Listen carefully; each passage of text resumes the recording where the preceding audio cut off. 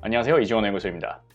이전편까지는 제가 이제 영어 발음의 원리가 이제 한국어와 어떻게 다른지, 그리고 그래서 들리지 않는 소리들에 대한 얘기들을 주로 해왔는데요. 오늘은 좀 가벼운 주제로 이제 각 나라 이름들을 영어로 어떻게 발음하는지에 대해서 한번 말해보도록 할게요. 참고로 이제 각 나라 이름마다 그 지명 이름마다 그 배경에 대해서 이런저런 이제 TMI라 그러죠. Too much information이 좀 제법 들어갈 예정이니까 정말 그냥 가볍게 그렇게 시청해 주시기 바랍니다.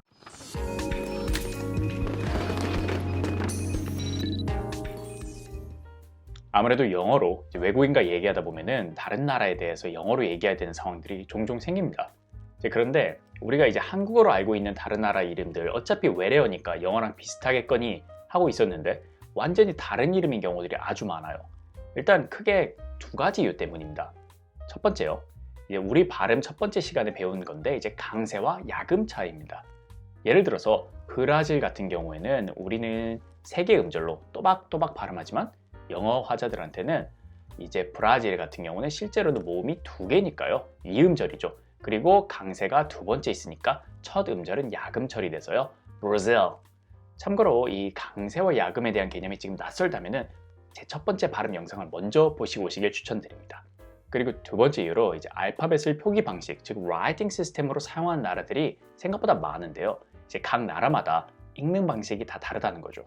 예를 들어서 아르헨티나의 경우 이제 영어로는 강세가 이제 처음과 세 번째 있으니까 나머지는 야금해서 아르헨티나라고 말하는 건 그렇다고 쳐요. 근데 여전히 궁금증이 남는 거는 왜 우리는 아르헨티나라고 할까요? 그건 바로 이제 아르헨티나에서는 스페인어를 쓰고 스페인어에서는 G를 라고 발음하기 때문이죠. Argentina. 그래서 우리는 그 나라에서 발음하는 걸 그대로 차용해서 아르헨티나라고 발음하는 거고요. 영어권 국가에서는 스펠링만 가져와서 자기들 방식으로 읽은 거죠. 아무튼 크게 이 두 가지 이유 때문에 우리가 아는 나라 이름의 대부분이 외래어임에도 실제 영어 발음과 큰 차이가 나는 거죠. 그럼 본격적으로 시작하겠습니다. 일단은 5대양, 6대주가 있는데 5대양의 이름은 어차피 다 한글이니까 바로 넘어갈 건데요. 딱 하나, 우리와 관련 있는 이제 태평양에 대해서만 언급하고 가겠습니다. 영어로는 Pacific Ocean. 퍼시픽 항공이나 이제 화장품 이름도 있어서 들어보신 적 있으실 거예요. 근데 애초에 이제 PA로 시작하는데도 한글로는 퍼라고 하니까 네, 이미 눈치채셨겠지만 강세는 두 번째 있으니까 첫 음절이 야금 처리돼서 Pacific이라고 발음된 거죠. 그리고 ocean 발음할 때요. O 소리는 oh my god처럼 oh 라고 해주셔야 더 자연스럽습니다. 근데 재미있는 거는 이제 어쩌면 혹은 당연한 거겠지만 태평양의 태평과요. 이제 Pacific 이 둘 다 사실 같은 뜻입니다. 네, 태평하다, 즉 평화로운 바다라는 뜻인 거죠. 그래서 실제로 이제 아기들 입에 무는 쪽쪽이를 영어로는 pacifier라고 하는 거죠. 자, 그러면 6대주로 넘어가겠습니다. 일단 우리가 사는 아시아. 영어로는 이제 앞 A의 강세를 두고 뒷소리는 야금 처리해서요. Asia 혹은 Asia라고 발음됐는데요. 이름의 유래는 이제 아카드어로 해가 뜨는 곳이라고 합니다. 뭐 애초에 지구가 둥그니까 이제 동쪽 서쪽이 없겠죠. 하지만 이제 그들 기준에 동쪽이라 해 뜨는 곳이라고 한 것 같아요.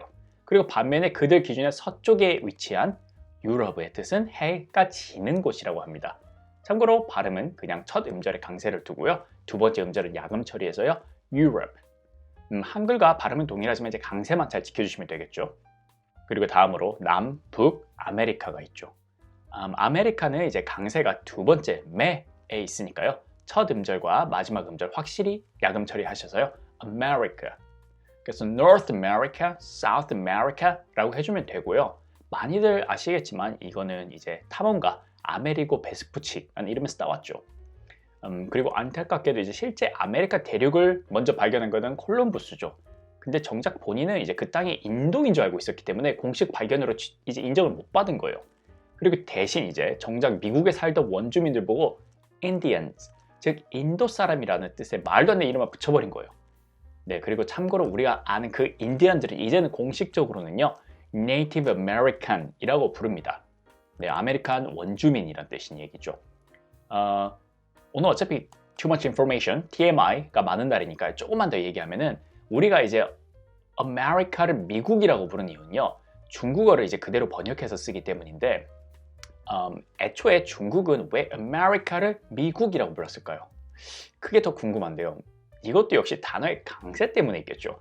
제가 A 같은 모음에 이제 강세가 없으면 잘 안 들린다고 했잖아요, 처음에. 그래서 중국인들이 처음에 아메리카 소리를 들으니까 매만 잘 들린 거예요.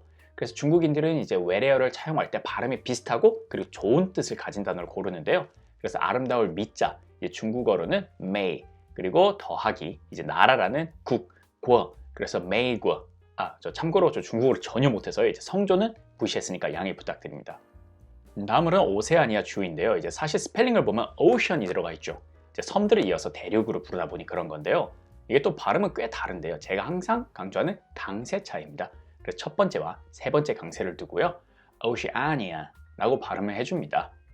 자, 마지막으로 남은 대륙은 아프리카네요. 네, 상대적으로 우리가 발음하는 그냥 그대로 발음해 주시면 됩니다. 다만 첫 음절 강세 빡 주시고요. apple 하듯이 그리고 나머지는 다 야금 처리해서요. 한 호흡으로 Africa라고 해주시면 됩니다.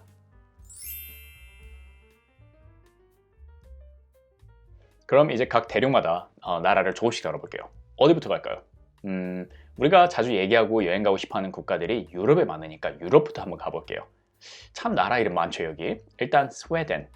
뜬금없지만 지금 여기 보이는 이 단어 어떻게 읽을까요? E-D-E-N. 네, 성경에 나오는 그 에덴 동산의 에덴 맞습니다. 강세는 앞에 있으니까요. 두 번째 음절은 든이라고 야금 처리해주면 되는데 문제는 이게 파닉스 규칙에 의해서 앞소리를 이라고 해준다는 거죠. 그래서 에덴 동산은 이든 동산입니다. 왜 이 얘기를 지금 하냐고요? 이 이든 앞에 SW를 붙이면요. 이게 스웨덴이죠. 네, 여전히 이음절이고요. 그래서 이제 저희가 스웨덴이라고 발음하는 거고요. 참고로 스웨덴 사람 혹은 그 언어는 이제 그 출신을 나타내는 ish를 붙여서요. Swedish라고 얘기를 해줍니다. 다음으로 생각보다 많은 분들이 이제 스웨덴이랑 혼동하는 스위스. 근데 이 녀석 영어 이름 제대로 아시는 분들 잘 없어요. 그냥 스위스라고 하면 되는 거 아니야? 생각하실 텐데요. 사실 이 녀석은 재밌게도 스위스 사람이란 뜻입니다. 참고로 스위스 언어는 따로 없고요. 그럼 스위스의 나라 이름은 뭘까요? 바로 스위스랜드라고 합니다. 참고로 이 랜드는 야금화시켜서 랜드라고 발음해 주는 게 더 자연스럽게 들리겠죠. 아무튼 그래서 스위스랜드. 참고로 혹시 스위스에서 만든 시계 갖고 계시다면 한번 체크해 보세요. Made in Swiss라고 돼 있지 않고요. Swiss made입니다. 이제 스위스에서 하나의 품질 기준으로 만드는 마크 같은 건데요. 아무튼 우리 Made in Swiss라고 하지 않겠죠. 왜냐하면 스위스는 나라 이름이 아니니까요. 그리고 추가 정보 하나 더 드리면요. 우리가 흔히 말하는 맥가이버 칼 있죠? 이제 MacGyver knife 이렇게 안 부르고요. Swiss Army knife라고 합니다. 비슷하게 이탈리아 역시 나라 이름이 영어로는 이탈리아라고 생각하시겠지만 영어로는 Italy이고요. 이제 이탈리아라는 이름은 이탈리아어로 즉 이탈리안으로 이탈리아를 말하는 겁니다. Italia. 처음에 말씀드렸지 우리는 현지에서 쓰는 이름을 차용하는 경향이 있다고 했잖아요. 자, 다음 나라는 아일랜드입니다. 아니 그냥 그 발음 그대로 해주면 되는 거 아니야? 아닙니다. 그냥 island라고 하면요 섬이란 뜻입니다. 섬. 나라 이름인 아일랜드는 Ireland. 강세 있는 I 뒤에 이제 야금 처리된 발음이 끼어 있는 거죠. 참고로 아까 말씀드린 것처럼 land도 야금으로 land라고 발음해줘서 Ireland가 더 자연스럽겠죠. 그리고 아일랜드 언어나 이제 사람은 ish를 붙여서요 Irish라고 하겠죠. 다음으로 네덜란드. 이 녀석도 영어 이름으로 말하자면 할 말이 아주 많은 녀석인데요. 일단 발음만 놓고 보면은 큰 문제는 없는데 사실 네덜란드처럼 집합체는 이제 구분 혹은 구역을 나타내는 정관사 the를 써서요. 이제 복수 형태로 the Netherlands라고 해야 되는 거죠. 같은 이유로 이제 필리핀도 the Philippines 라고 부릅니다. 아무튼 그런데 문제는 이 녀석을 홀란드라고도 부른다는 거예요. 참고로 영어 발음은 앞에 강세를 두고 이제 HOT, hot이라고 하잖아요. 그래서 Holland. 그래서 옛날에는 이제 네덜란드를 화란이라고도 불렀었던 거죠. 아무튼 왜 그렇게 둘 다 사용하느냐? 이거는 완전히 똑같은 이유는 아닌데요. 잉글랜드와 UK 차이처럼요. 할란드는 이제 The Netherlands 중에 큰 지역 이름을 대표해서 부른다고 생각하시면 편할 겁니다. 참고로 Netherlands의 뜻은 이제 낮은 땅, 할란드는 숲의 땅이란 뜻입니다. 잉글랜드는요. 잉글랜드 뜻은 뭘까요?